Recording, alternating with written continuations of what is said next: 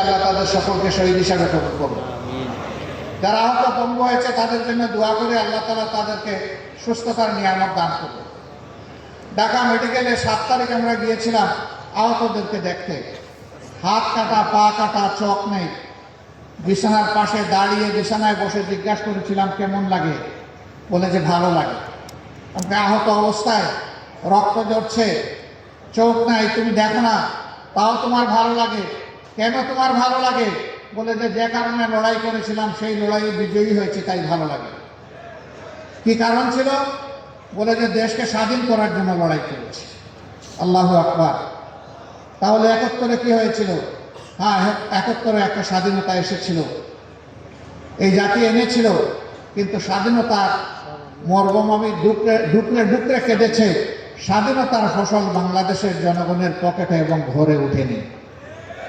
একটা গোষ্ঠী এটাকে হাইজ্যাক করেছিল, আর একটা দেশের হাতে এটা তুলে দিয়েছিল। তার জ্বলন্ত প্রমাণ এই 24-এর 16ই ডিসেম্বর পাশের দেশের প্রধানমন্ত্রী তিনি বিজয় দিবসের শুভেচ্ছা দিতে গিয়ে ভারতীয় সৈনিক সেনাপতিদেরকে দিয়েছেন আর বলেছেন এটা ভারতের বিজয় দিবস।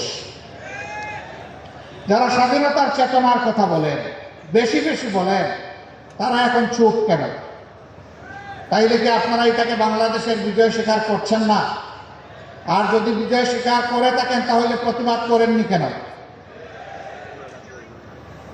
আসল রূপ তাদের প্রকাশ হয়ে গিয়েছে, কারণ তারা তাদের মাথা ইজারা দিয়ে রেখেছে পাশের দেশ। এদের মাথা নিজেদের মাথা নয়, ওইখান থেকে রিমোট কন্ট্রোলে যা বলা হয়েছে তারা 15.5 বছর তাই করেছে। শিক্ষা যেহেতু জাতির মেরুদণ্ড, এই জায়গায় বেশি আঘাত দিয়েছে। উদ্দেশ্যহীন, মানহীন একটা শিক্ষা ব্যবস্থা দাঁড় করিয়ে দিয়েছে যা বাস্তব জীবনে এই জাতির খুব কমই প্রয়োজনে আসছে। শিক্ষায় কোনো গবেষণা নাই, চর্চা নাই, উৎকর্ষ নাই, নৈতিকতা নাই, দুনিয়ার সাথে কোনো মিল তাল নাই, সব কিছুকে একদম তছনছ করে দিয়েছে। আমি ইসলামী ছাত্র শিবির এবং এখানে অন্যান্য ছাত্র সংগঠনের যে সমস্ত নেতৃবৃন্দ উপস্থিত আছেন তাদের কাছে আমি আহ্বান জানাতে চাই, আরেকটি যুদ্ধ করার জন্য তোমাদেরকে তৈরি হতে হবে। সেই যুদ্ধটা হচ্ছে শিক্ষা প্রতিষ্ঠানকে আগে, সবার আগে মেরামত করা। শিক্ষা যেহেতু জাতির মেরুদণ্ড, এই জায়গায় তোমাদেরকে শপথ নিতে হবে আর কোনো চাপাতি কোম্পানিকে ওখানে ঢুকতে দেওয়া হবে না, কোনো গাঁজাখুরকে ওখানে ঢুকতে দেওয়া হবে না, হাতে অস্ত্র নিয়ে ওখানে ঢুকতে দেওয়া হবে না, গণরুম যারা কায়েম করে তাদেরকেও ঢুকতে দেওয়া হবে না। শিক্ষা প্রতিষ্ঠানের টেন্ডারবাজি, চাঁদাবাজি যারা করবে তাদেরও কোনো ঠিকানা শিক্ষা প্রতিষ্ঠানে হবে না। শিক্ষা প্রতিষ্ঠানে শুধু শিক্ষা, শিক্ষার চর্চা আর গবেষণা থাকবে। যদি তাই থাকে তাহলে আগামীর বাংলাদেশ ঘুরে দাঁড়াবে ইনশাআল্লাহ। যদি তোমরা শিক্ষা প্রতিষ্ঠানকে সেইভাবে গড়ে তুলতে পারো তাহলে 24-এর এই ত্যাগ ইনশাআল্লাহ শতভাগ সফল হবে। আর যদি শিক্ষা প্রতিষ্ঠানকে গড়ে তোলা না যায় এই জাতি বারবার পথ হারাবে। এই জন্য পথ হারা জাতিকে এখন পথের উপর টেনে উঠানো তোমাদের দায়িত্ব। এই জন্য আমরা তোমাদের সাথে আছি। এই যুদ্ধে যেভাবে 24-এ আমরা তোমাদের সাথে ছিলাম 36শে জুলাই পর্যন্ত, আগামীতেও তোমাদের সাথে থাকার অঙ্গীকার আমরা ব্যক্ত করছি। তোমরা এগিয়ে যাও, আমরা তোমাদের সাথে আছি ইনশাআল্লাহ। ইসলামী ছাত্র শিবিরের উদ্দেশ্যে আমি বলতে চাই, এখানে স্লোগানে লেখা আছে সততা, দক্ষতা, দেশপ্রেম। এই 3টা জিনিস যাদের অন্তরে থাকবে, বুকে থাকবে, তারা ইনশাআল্লাহ জাতিকে ভালো কিছু দিতে পারবে। 77-এর 6ই ফেব্রুয়ারি ঢাকা বিশ্ববিদ্যালয়ের কেন্দ্রীয় মসজিদ থেকে এই সংগঠনটির যাত্রা শুরু হয়েছিল। 2010 সাল পর্যন্ত ছাত্র শিবির তাদের বৈধ রাজনৈতিক একটা ছাত্র সংগঠন হিসেবে তাদের অধিকার প্রয়োগ করে সদস্য সম্মেলন করতে পেরেছে। 10 সালের পরে আজ এই দ্বিতীয়বার, 10 সালের পরে এই দ্বিতীয়বার আজকে 24-এর 31 তারিখে ডিসেম্বরের অনুষ্ঠিত হতে যাচ্ছে। মাঝখানে না হওয়ার মূল কারণ আমি সবার বক্তব্য শুনি নাই, সার্জিসের বক্তব্য থেকে চলে এসেছে। সার্জিস বলেছে এই সংগঠনকে নিশ্চিহ্ন করতে চেয়েছিল হায়নারা, তারা পারেনি। সত্যের উপর যারা দাঁড়িয়ে থাকে আল্লাহ তাদের সাথে থাকে। ইসলামী ছাত্র শিবির সত্যের উপর যতক্ষণ দাঁড়িয়ে থাকবে ততক্ষণ আল্লাহ তাআলা তাদের সাথে থাকবেন। ধৈর্যের পর যতক্ষণ থাকবে আল্লাহ তাআলা ততক্ষণ তাদের সাথে থাকবেন।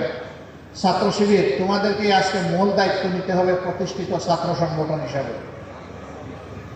শিক্ষাঙ্গনে নৈতিকতা ফিরিয়ে আনা এবং শিক্ষাঙ্গনে শিক্ষার পরিবেশ ফিরিয়ে আনা। আমি তোমাদেরকে অনুরোধ করবো এই দুইটি গুরু দায়িত্ব তোমরা কাঁধে তুলে নাও। এতে যত স্যাক্রিফাইস তোমাদের করতে হয় সেই স্যাক্রিফাইসের জন্য তোমরা তৈরি থাকো। তারপরেও আমাদের শিক্ষা প্রতিষ্ঠানগুলো তোমরা মেরামত করে দাও।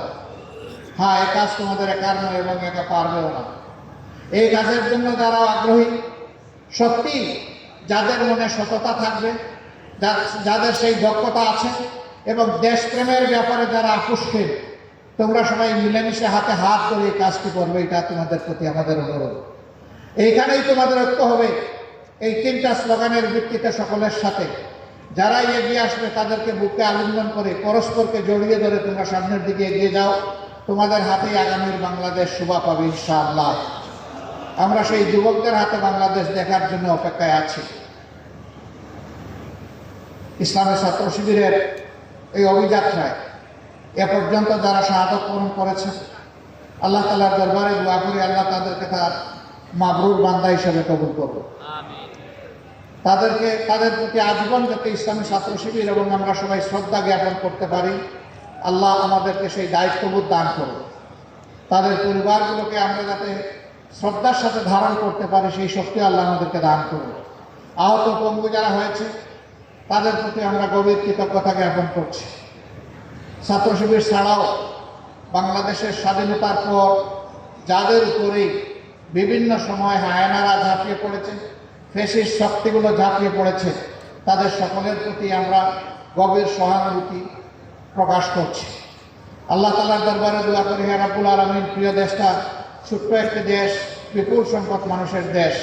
এই দেশকে ঘিরে হাজার জাতের ষড়যন্ত্র ঘরে বাইরে তুমি দেখতে পাচ্ছ। হে আল্লাহ, তুমি সামিউন বাসির, রাব্বুল আলামিন, ষড়যন্ত্রকারীদের সকল ষড়যন্ত্র তুমি ব্যর্থ করে দাও। আর জাতীয় স্বার্থে আমাদের জাতিকে ইউনাইটেড ঐক্যবদ্ধ থাকার তৌফিক দান করো। জাতীয় ঐক্যে বিভ্রান্তি সৃষ্টি হয়, জাতীয় ঐক্যের কোনো ক্ষতি হয়, এই ধরনের সকল হঠকারী আচরণ থেকে সংশ্লিষ্ট সকলকে আমরা বিরত থাকার জন্য আহ্বান জানাব। আমরা অনুরোধ করব, বিভেদ নয় ঐক্য চাই, সবাই মিলে দেশ গড়তে চাই। এই স্লোগানের ভিত্তিতে আমরা সামনে এগিয়ে যাই। আল্লাহ আমাদের সহায় হন। আল্লাহ হাফিজ। বাংলাদেশ জিন্দাবাদ। বাংলাদেশ ইসলামী ছাত্র শিবির জিন্দাবাদ। আসসালামু আলাইকুম ওয়া রাহমাতুল্লাহি ওয়া বারাকাতুহু।